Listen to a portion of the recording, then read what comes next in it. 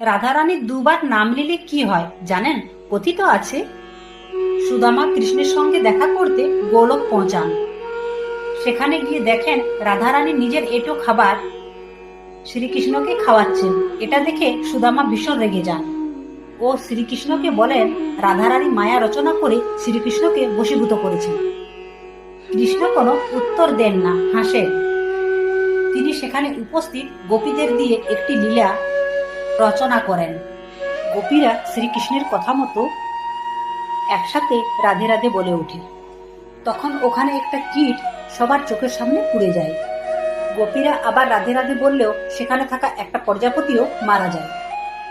এতে সবাই ভয় পেয়ে যায়, কিন্তু গোপীরা তৃতীয়বার রাধে রাধে বললে সেই প্রজাপতিটি একটি ফুটফুটে বাচ্চা রূপ নেয়। সুদামা বুঝেন রাধামা কোনো সাধারণ নারী নয়। রাধা নাম থেকে এক প্রাণ কীর্জনিক মুক্ত হয়ে মানব জনি পেল। শ্রীকৃষ্ণ বলেছেন কৃষ্ণ নামের থেকেও রাধা নাম অনেক গুণ বেশি শক্তিশালী। হরে কৃষ্ণ।